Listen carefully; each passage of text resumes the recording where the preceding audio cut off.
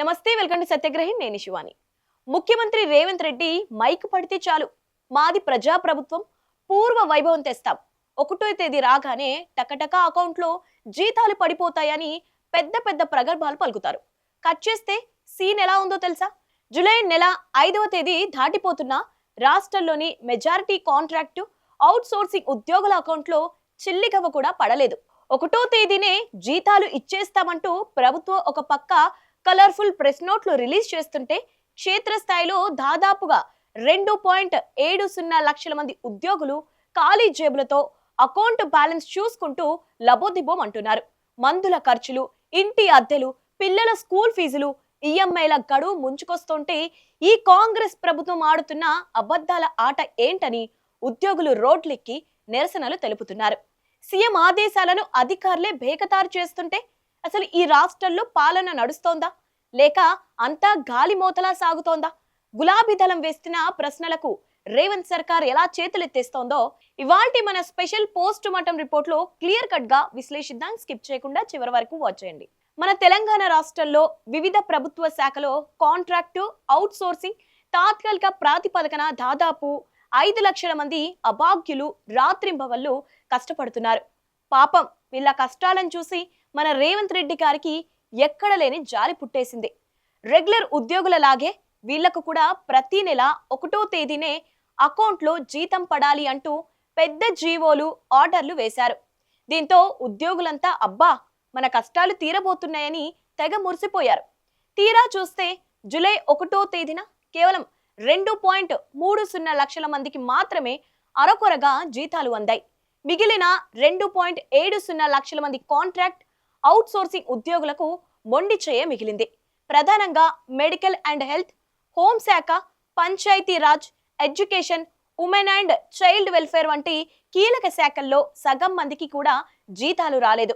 కానీ ఇక్కడే అసలైన ట్విస్ట్ ఉంది.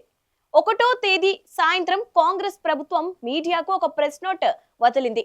రాష్ట్రంలోని contract outsourcing part time ఉద్యోగులందరికీ 1వ తేదీనే జీతాలు ఇచ్చేశామని, చేతిలో రూపాయి లేదు కానీ పేపర్లో మాత్రం జీతాలు పడిపోయాట. ఈ ప్రభుత్వ ప్రకటన చూసి ఉద్యోగులు అవాక్కయ్యారు. ఇదేం గందరగోళం స్వామి, అకౌంట్లో డబ్బులు పడకుండానే జీతాలు ఇచ్చేశామని డబ్బా కొట్టుకుంటారా అంటూ శనివారం సాయంత్రం ఆయా ప్రభుత్వ కార్యాలయాల వద్ద ఉద్యోగులు భారీగా నిరసనలకు దిగారు. ఈ జీతాల జాప్యం వెనుక ఉన్న బాధలు మాటల్లో చెప్పలేనివి. వీళ్ళెవరూ లక్షల్లో జీతాలు తీసుకునే ఐఏఎస్, ఐపీఎస్ ఆఫీసర్లు కాదు. నెలకు 15-20 వేల రూపాయలతో ఇల్లు గడిపే సాధారణ మధ్యతరగతి పేద ఉద్యోగులు. నెల 1వ తేదీ రాగానే వీళ్లకు 100 ఖర్చులు ఎదురొస్తాయి. ముసలి తల్లిదండ్రుల ఆరోగ్యానికి మందులు కొనాలి. నెల నెల కట్టాల్సిన బైక్ ఈఎంఐలు, పర్సనల్ లోన్ ఈఎంఐలు గడువు ముంచుకొస్తోంది.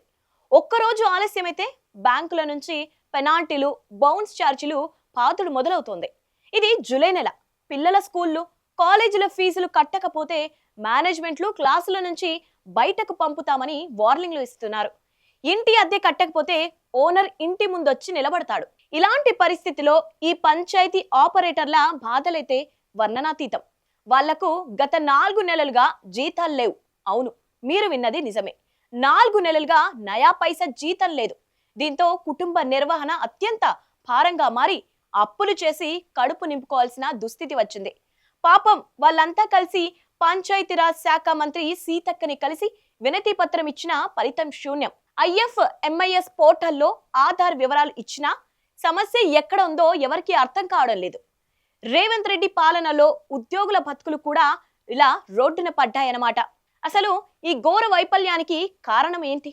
ప్రభుత్వంలో సమన్వయ లోపం ఏ రేంజ్ లో ఉందో చూడండి. గతంలో ఎలా ఉండేదంటే జీతాలు విడుదల చేయాలంటూ ఆయా శాఖల అధికారులు ఆర్థిక శాఖ చుట్టూ తిరిగేవాళ్ళు. కానీ ఇప్పుడు సీఎం రేవంత్ రెడ్డి 1వ తేదీ హైప్ కోసం సీన్ రివర్స్ అయింది. పాబుల్లారా, మా దగ్గర నిధులు రెడీగా ఉన్నాయి, మీరు బిల్లులు పంపండి అంటూ ఆర్థిక శాఖ అన్ని శాఖల వెంటపడుతోంది. జూన్ 2వ వారంలోనే సర్క్యులర్ జారీ చేసి జూన్ 25 లోపు బిల్లులు పంపాలని ఆదేశించింది.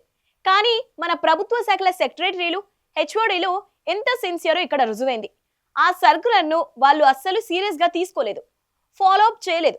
కొన్ని డిపార్ట్మెంట్లో అయితే కాంట్రాక్ట్ ఉద్యోగుల సర్వీస్ రెన్యువల్ ఆదేశాలే రాలేదట.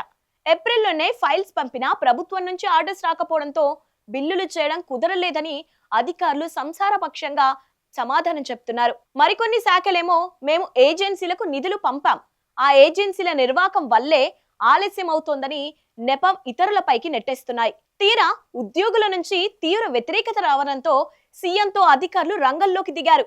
ఆర్థిక శాఖ ప్రిన్సిపల్ సెక్రటరీ సుల్తానియా గారు స్వయంగా సెక్రటరీల వాట్సాప్ గ్రూప్ లో మెసేజ్లు పెడుతూ ఏ శాఖలో జీతాలు ఆగాయో త్వరగా వివరాలు పంపండి అంటూ బతిమిలాడాల్సుకోవాల్సిన పరిస్థితి వచ్చింది. అంటే పైన పటారం లోన లొటారం అన్నట్టుగా ఉంది మన అధికారుల తీరు. మొత్తానికి చూస్తుంటే కాంగ్రెస్ ప్రభుత్వం చెప్పిందొకటి చేసేదొకటని ముమ్మాటికి అర్థమవుతోంది. పేపర్లో ప్రచారాల్లో 1వ తేదీనే అందరికి జీతాలు ఇచ్చేస్తామని లక్ష్మణ రేఖలు గీసుకొని సంబరాలు చేసుకుంటున్న రేవంత్ రెడ్డి సర్కార్ 5 లక్షల మంది కాంట్రాక్ట్ అవుట్ సోర్సింగ్ ఉద్యోగుల కడుపు కొడుతుందనేది పచ్చి నిజం. సీఎం ఆదేశాలనే బ్యూరో కాంట్రాక్టులు తుంగలో తొక్కుతుంటే ఇక రేవంత్ రెడ్డి రథసారథ్యం ఎటు సాగుతున్నట్లో ఆయనకే తెలియాలి. ఉద్యోగులు అసంతృప్తితో ఆకలితో అలమటిస్తుంటే ఈ ప్రభుత్వం తప్పుడు ప్రకటనలతో కాలం వెల్లదీస్తోంది. ఇలాంటి డ్రామాలు ఎంతో కాలం సాగవని, లక్షలాది మంది ఉద్యోగుల శాపం తగిలితే ప్రభుత్వం కుప్పకూలడం ఖాయమని విశ్లేషకులు హెచ్చరిస్తున్నారు. ఇప్పటికైనా రేవంత్ రెడ్డి ప్రగల్భాలు పక్కన పెట్టి ఆ 2.70 లక్షల మంది ఉద్యోగుల అకౌంట్లో తక్షణమే జీతాలు పడేలా చూడాలని డిమాండ్ చేద్దాం. మరి ఈ కాంగ్రెస్ ప్రభుత్వ 1వ తేదీ జీతాల డ్రామాపై మీ అభిప్రాయం ఏంటో కింద కామెంట్ బాక్స్ లో తెలియజేయండి. ఈ వీడియో నచ్చినట్టయితే లైక్ చేయండి, షేర్ చేయండి. ఇలాంటి పొలిటికల్ అప్డేట్స్ కోసం మా ఛానల్ని ఇప్పుడే సబ్స్క్రైబ్ చేసుకోండి.